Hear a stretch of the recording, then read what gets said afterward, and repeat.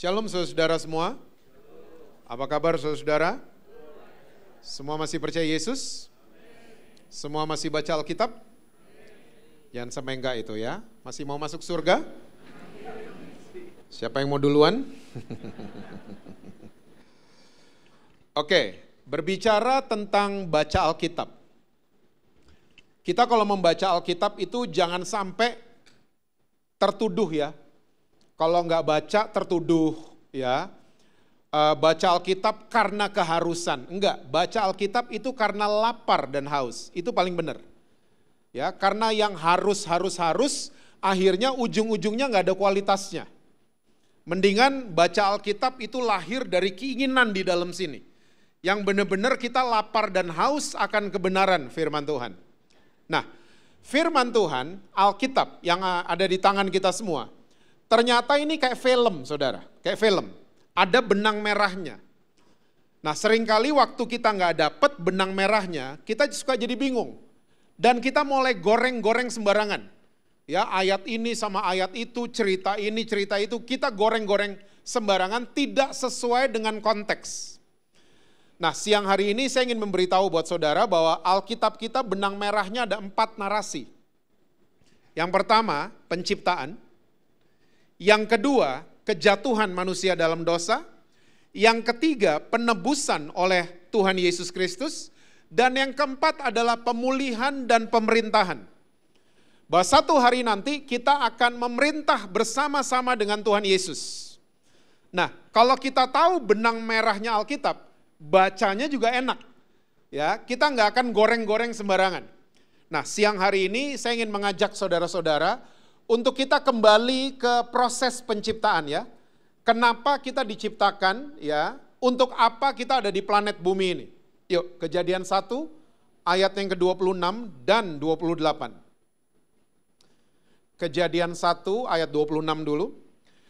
Berfirmanlah Allah, baiklah kita menjadikan manusia menurut gambar dan rupa kita, supaya mereka berkuasa atas ikan-ikan di laut dan burung-burung di udara, dan atas ternak dan atas seluruh bumi, dan atas segala binatang melata yang merayap di bumi. Jadi ternyata waktu proses penciptaan, surga sudah memberikan hukum sebab akibat yang jelas. Kita semua tahu bahwa sampai hari ini hukum sebab akibat itu masih berlaku sampai hari ini.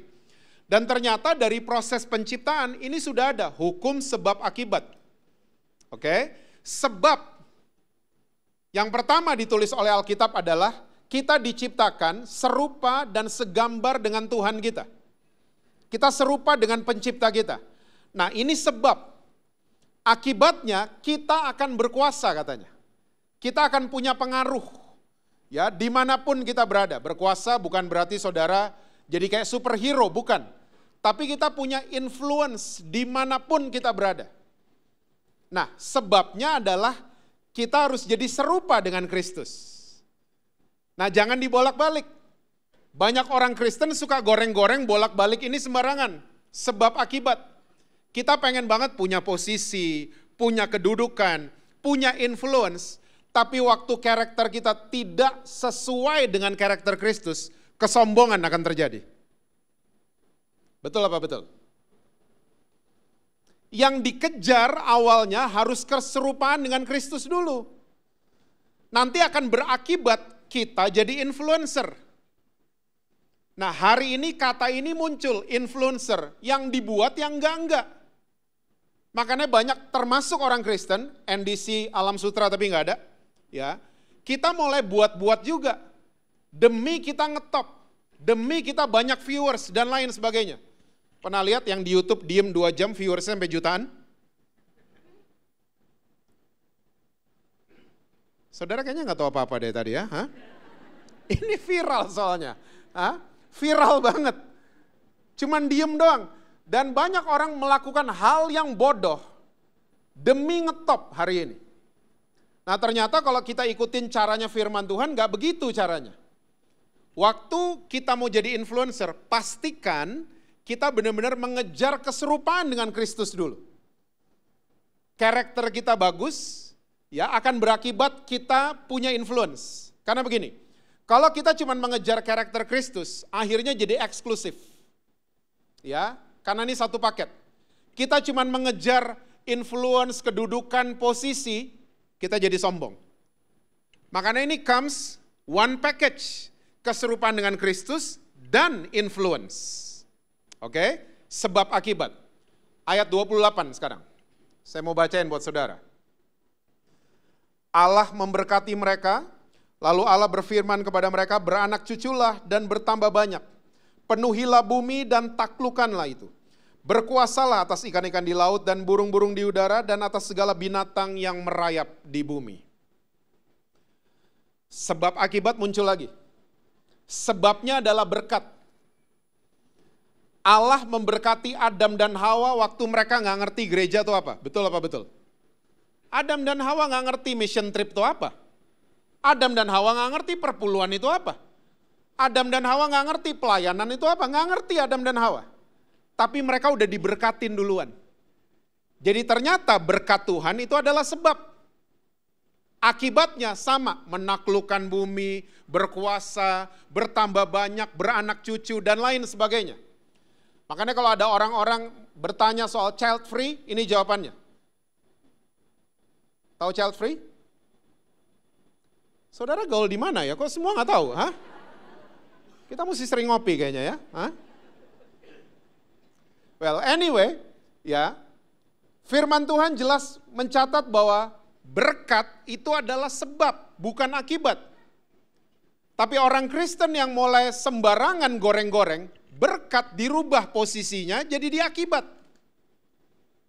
Kita mulai bilang ke teman-teman, ke anak-anak kita, ke gereja ya, nanti diberkati. Kok jadi begini? Ini namanya error. Hukum sebab akibatnya error. Kita menempatkan berkat itu jadi akibat. Sebenarnya berkat itu sebab. Saudara mesti percaya bahwa Tuhan sudah berkati saya. Roaming. Kita bisa bangun pagi, tadi pagi, itu berkat Tuhan. Oke. Kita masih ada nafas di hidung, itu berkat Tuhan. Kita survive 3 years of pandemic, itu berkat Tuhan. Tuhan sudah berkati saudara dan saya. Nah, makanya jangan pernah berpikir berkat itu uang. Roaming lagi. Kita selalu berpikir berkat itu uang. Come on. Ya. Berarti itu mafia-mafia drug dealer diberkati dong berarti. Kita selalu berpikir berkat itu materi. Tidak. Kita harus minta sama Tuhan Yesus apa yang dia punya. Tuhan Yesus gak punya uang. Makin roaming. Minta yang dia punya. Apa yang dia punya? Sukacita, itu dia punya. Damai sejahtera dia punya. Kesembuhan dia punya. Kesehatan itu dia punya. Emas dia punya. Makanya minta sama Tuhan Yesus. Matre nih ketahuan.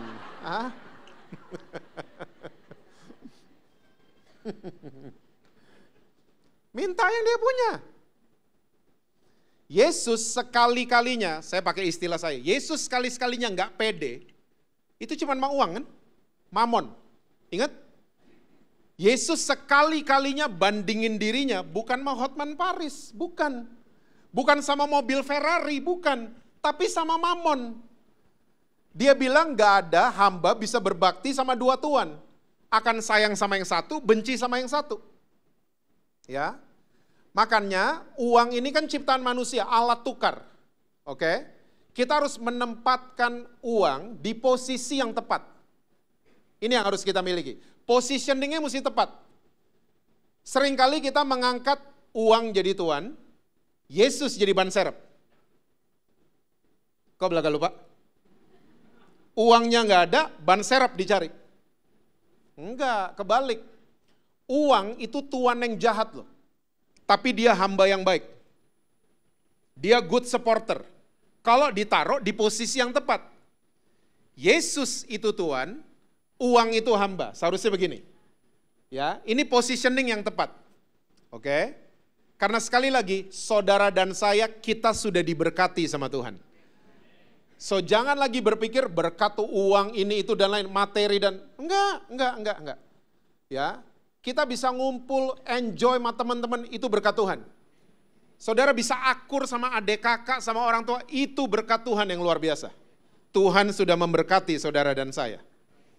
Akibatnya sekali lagi, influence. Akibatnya adalah pengaruh.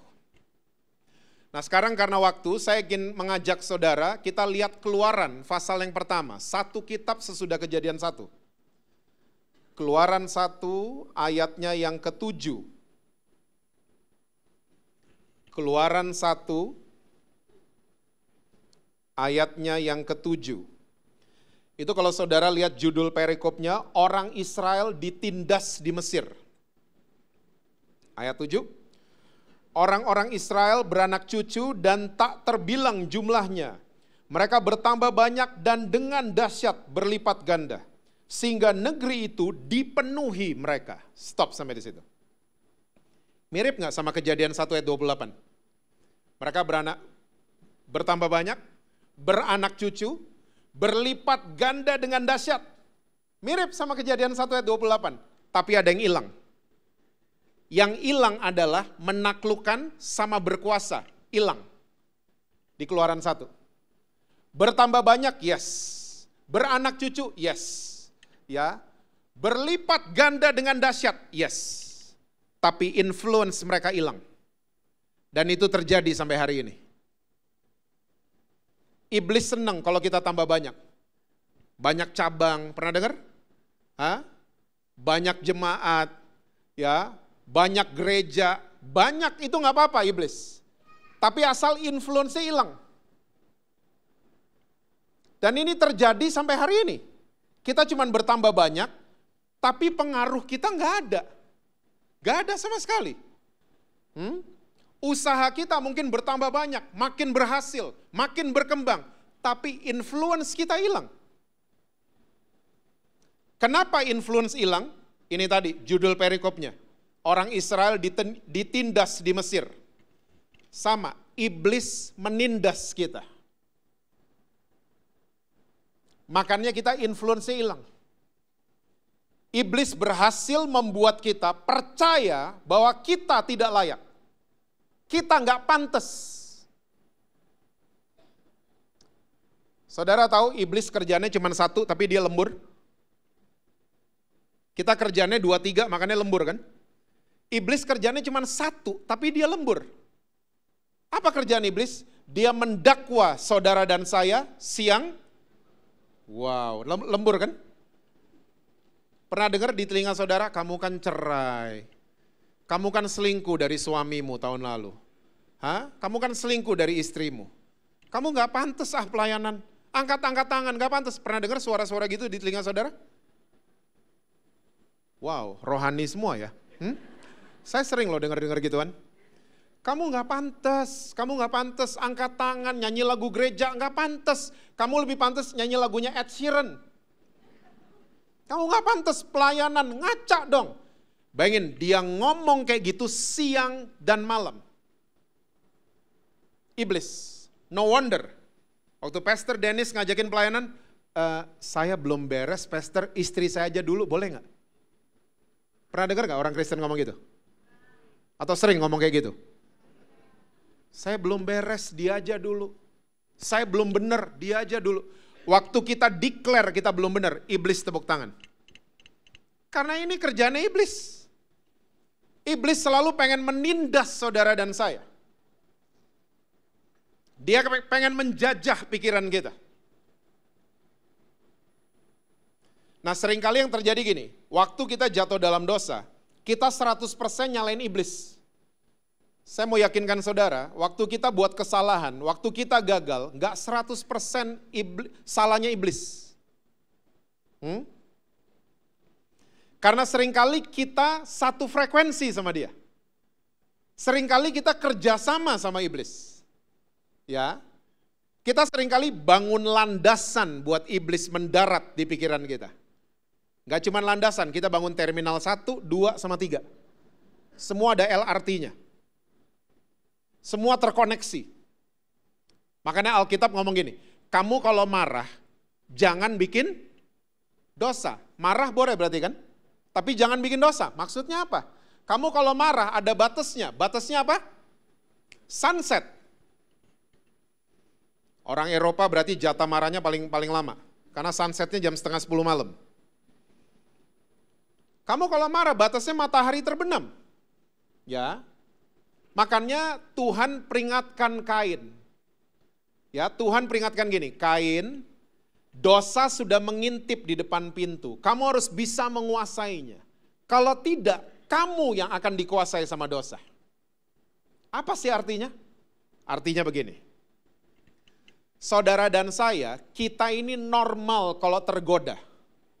Pernah tergoda? Hah? Saudara rohani banget loh semua, hah?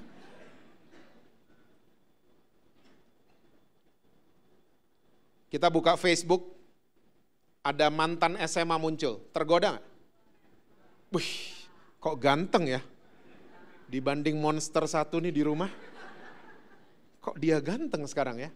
Tergoda tuh normal. Tergoda sama posisi, tergoda sama uang, normal. Tapi let me tell you once again, jangan bangun landasan buat iblis mendarat. Marah boleh, tapi jangan bangun landasan sampai roh amarah mendarat di kepala kita. Waktu kita udah simpan marah, lewatin sunset, kita bangun landasan. Roh amarah mendarat, temennya datang habis itu, roh balas dendam mendarat, ya temennya datang lagi, roh kepahitan mendarat semua. Dan akhirnya kita dikuasai sama itu. Makanya jangan bangun landasan untuk iblis mendarat. Kalau marah, jangan bikin dosa. Tergoda lihat Facebook, ya. Kita bangun landasan. Untuk apa? Roh perzinahan mendarat. Tergoda itu normal, tapi jangan bangun infrastruktur supaya iblis bercokol di kepala kita.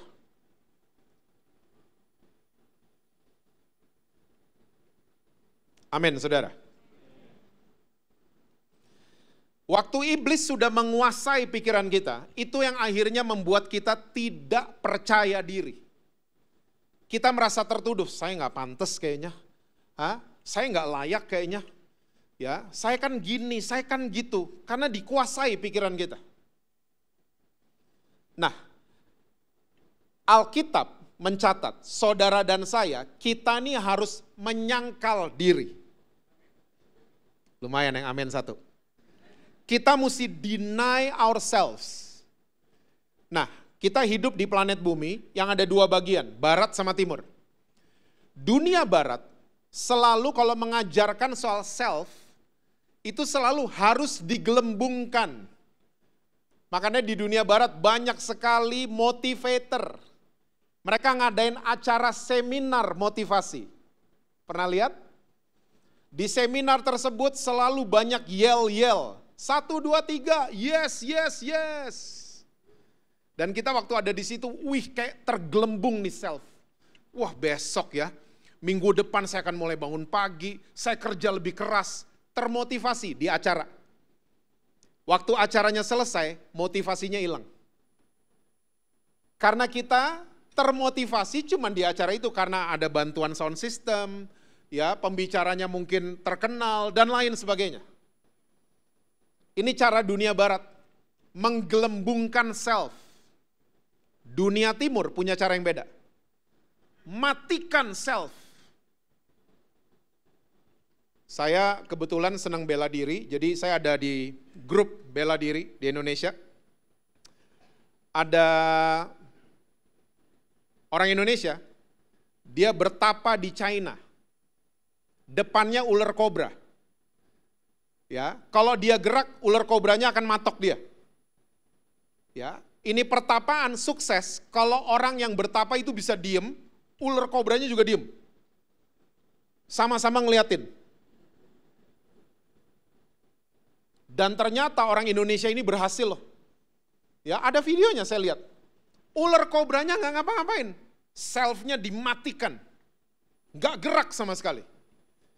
India jangan tanya, saya setengah India soalnya. India jangan tanya, nabi-nabi klinik tuh banyak banget di India. Seneng banget bertapa. Masuk ke goa, masih rambutnya hitam, keluar udah gondrong, brewokan, rambutnya ubanan, jadi begitu. Mengosongkan diri. Sampai roh ini masuk, nenek moyang situ masuk, dan seterusnya. Nah Alkitab, make sure kita ikutin Alkitab. Alkitab menyuruh kita untuk deny, menyangkal, menukar artinya. Petrus menukar keadaan dia kenal Yesus dengan dia tidak kenal Yesus, dia nyangkal Yesus. Oke? Nah kita juga begitu dong. Walaupun iblis bombardir kita, kamu gak pantas, kamu gini, kamu gini. Nah sekarang coba mulai hari ini, bangun landasan untuk firman Tuhan yang mendarat di kepala kita. Tuker suasana hati, tuker isi kepala kita sama firman Tuhan. Bukan sama tuduhan-tuduhan, bukan. Tuker semua, deny ourselves. Tuker semuanya. Saudara tahu kata propaganda? Kebohongan yang diulang terus-menerus akhirnya jadi kebenaran. Propaganda. Kerjaan iblis kan? Iblis mengulang kebohongan demi kebohongan. Akhirnya kita pikir itu kebenaran. Bahwa saya najis, saya nggak pantas, saya gini, I'm a porn addict. Ya, saya bikin rusak nama keluarga, saya bikin malu keluarga, dan lain sebagainya. Itu iblis. Diulang-ulang sama iblis sampai kita percaya gituan. Nah makanya, saya ingin mengajak saudara, biarkan firman Tuhan yang menguasai pikiran kita. Amin saudara? Karena Yesus gak pernah nolak saudara. Yesus gak pernah marah sama saudara. Yesus gak pernah hukum saudara. Wah jadi roaming nih. Hah? Kita kan kayak bingung seringkali ya.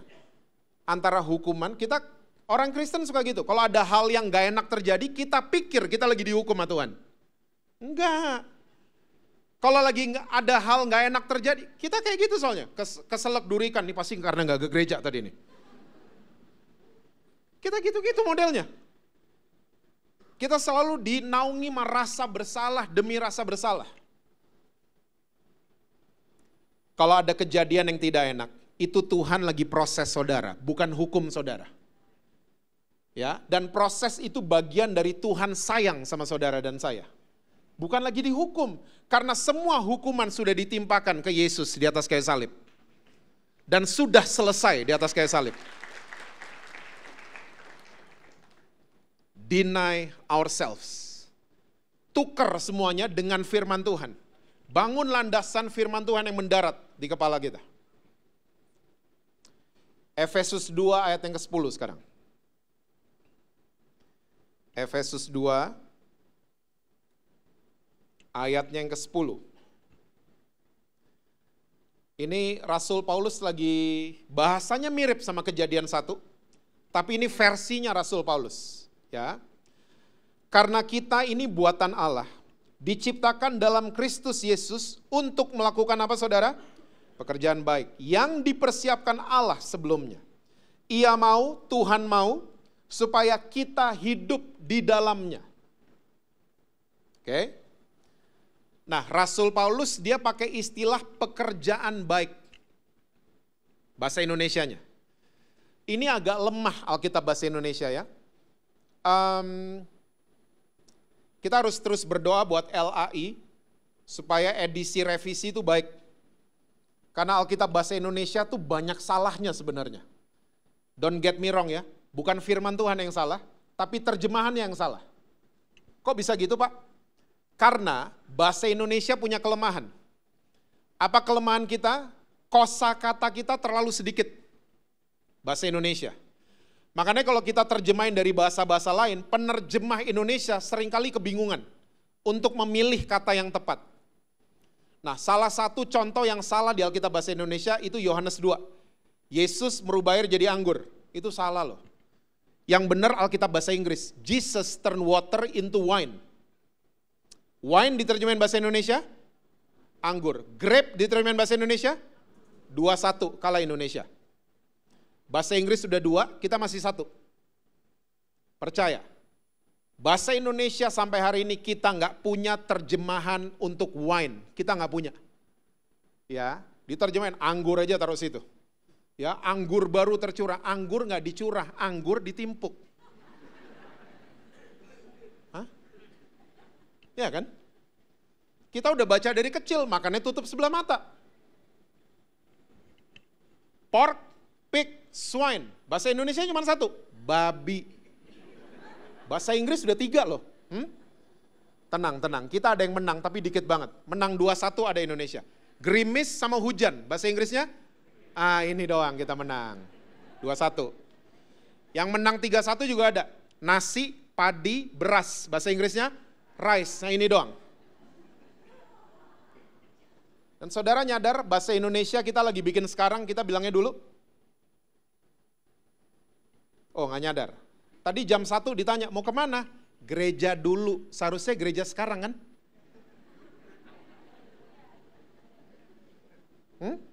Makan dulu, mandi dulu.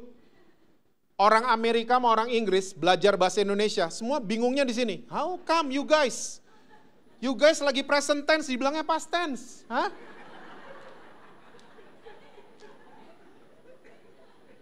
Ya kan?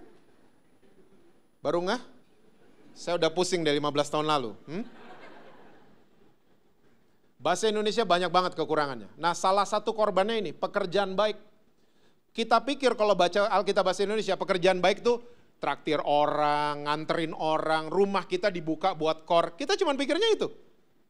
Nah, pekerjaan baik di ayat ini, bahasa Yunaninya adalah ergon agathos. Bahasa Inggrisnya our skill with profit.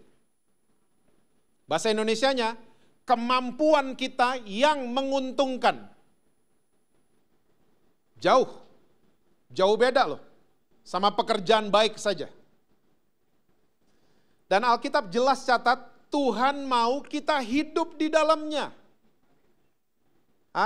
Di dalam kemampuan kita, kelebihan kita. Iblis maunya saudara hidup di kelemahan saudara. Betul? Dengan menindas saudara.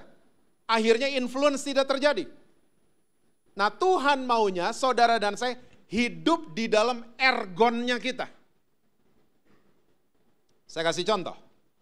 Ada seorang ibu di gereja, gak ada yang pernah nanya nomor teleponnya, gak ada yang pernah nanya dia tinggal di mana, gak pernah ada yang ngajak ngobrol dia. Tapi waktu ibu ini bikin bakpao, semua orang nanya nomor teleponnya. Semua orang pengen gojek, pengen tahu alamatnya. Semua orang pengen ngobrol sama dia, tante enak banget bakpaonya. Ternyata bakpao itu ergonnya ibu itu.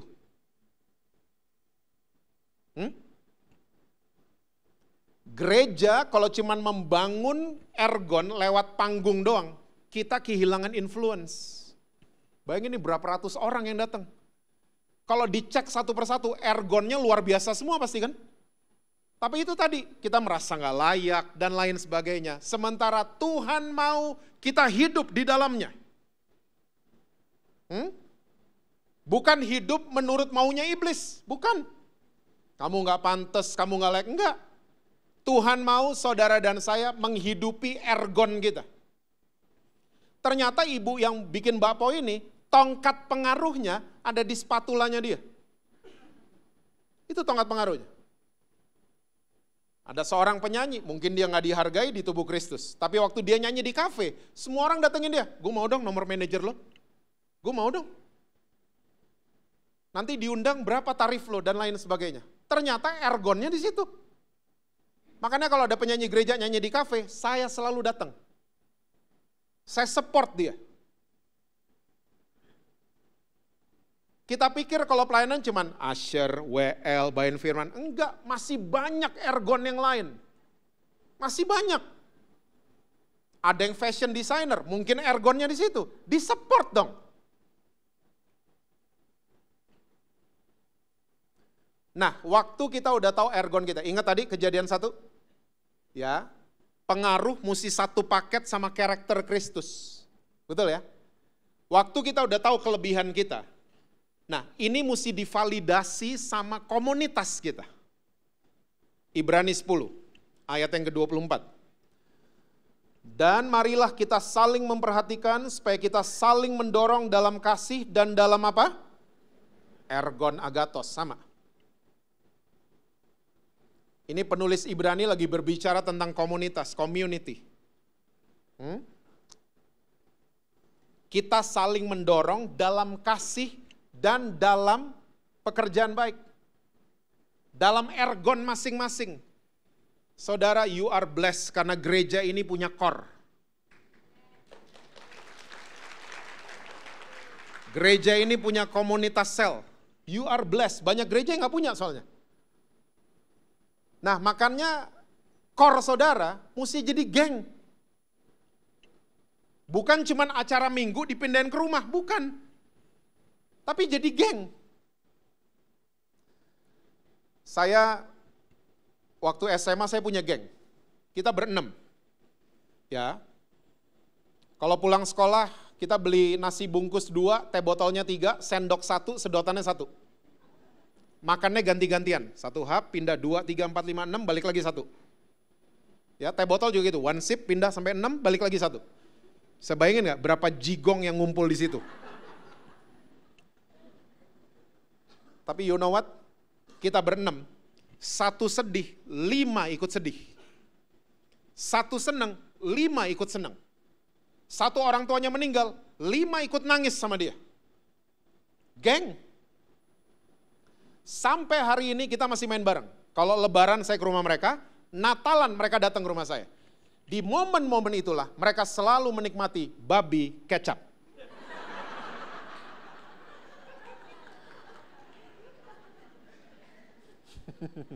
Belaga nggak tahu lagi selalu, ini sambal goreng ati kan Jas ya, gitu.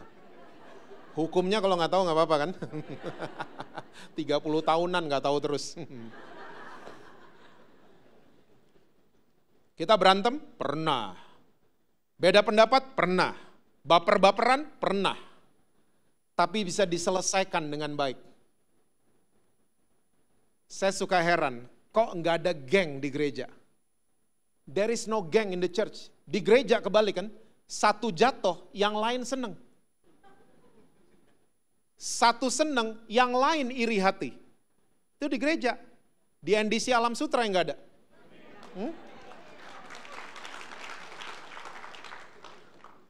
There is no gang in the church. WhatsApp group geng SMA, tiba-tiba bunyi dan ngomong gini, tanggal sekian ketemu yuk. Wih, semua looking forward. Geng yang ngomong. Di gereja kalau ada pengumuman, hari ini cell group, nggak ada yang looking forward. Nggak ada, karena no geng. Nggak ada yang looking forward. Semua datang terpaksa atau dipaksa. Semua datang karena itu doang. Tuan rumahnya udah masak, dikirimin ke WhatsApp grupnya. Nih udah masuk, nggak enak lo, udah datang lo, udah dimasakin. Nggak enak, datang yuk, datang gitu. Datang cuman karena terpaksa, bukan looking forward. Nah makanya please, saudara, kalau ada konflik di core saudara, selesaikan dengan kasih. Bukan ada masalah sama gembala, pindah gereja. Gereja baru masalah sama worship leader, pindah gereja lagi. Di gereja baru masalah sama tukang parkir, pindah gereja lagi. Pindah-pindah terus akhirnya kita. Dan akhirnya kita kejebak sama iblis. Karena iblis di akhir zaman ini, Alkitab juga sudah catat, manusia akan mentingin diri sendiri. Ego kita dipentingin. Alkitab maunya besi menajamkan besi. Manusia menajamkan sesamanya.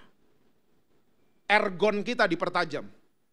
Ya, karakter kita semakin serupa dengan Kristus. Itu di core itu tempatnya. Di pertemuan besar, ya ampun, di komunitas kan kita lihat semua orang asli kan. Kalau di pertemuan besar, semua mukanya malaikat.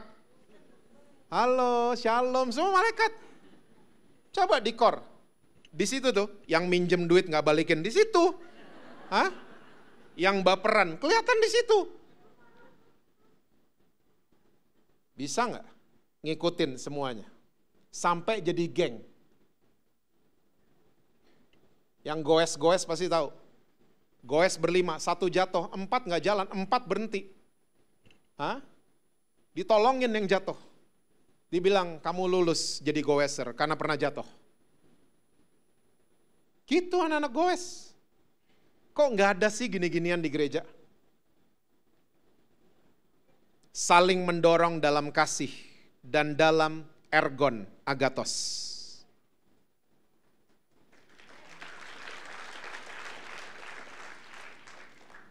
Ada satu band namanya Def Leppard.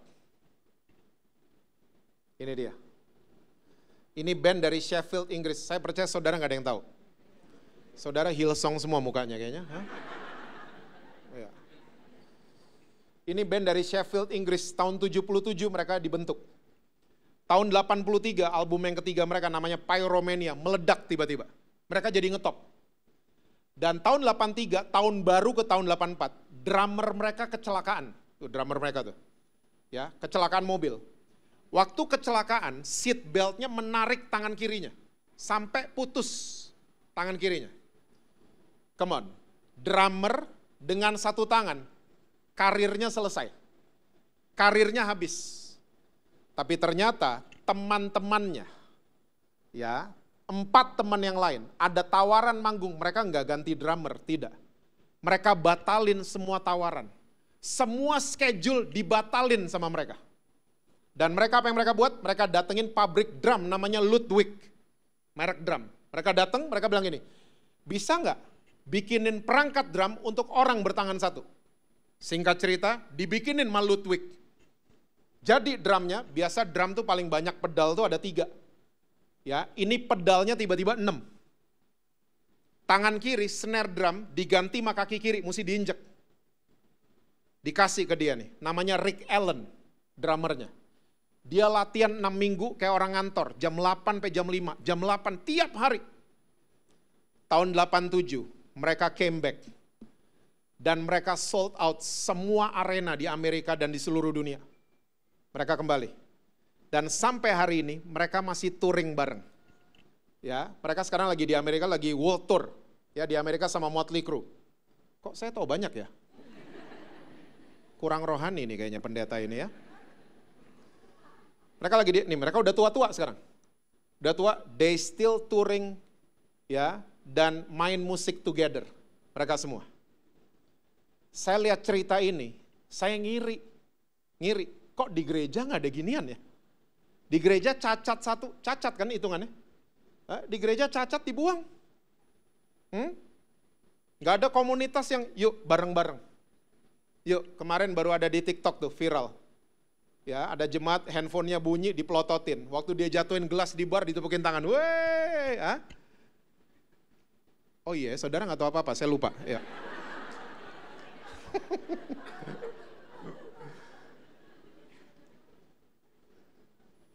Ergonnya drummer ini disupport sama komunitas yang baik. Ini jadinya. Mereka influencing the world sampai hari ini. Ya, seharusnya kita yang jalan sama Tuhan Yesus, kita lebih dahsyat dari gini-ginian. Saya percaya satu hari nanti akan keluar success story dari NDC Alam Sutra. Ya, ada cerita-cerita keberhasilan dari saudara-saudara. Dan saudara mempengaruhi generasi saudara lewat ergon saudara. Ya, jangan lagi entertain iblis, tapi mulai bangun landasan untuk firman Tuhan dan suaranya Tuhan Yesus itu menguasai kehidupan kita. Saya percaya pengaruh akan terjadi lewat kehidupan saudara-saudara semua. Amin. Tuhan berkati saudara-saudara semua.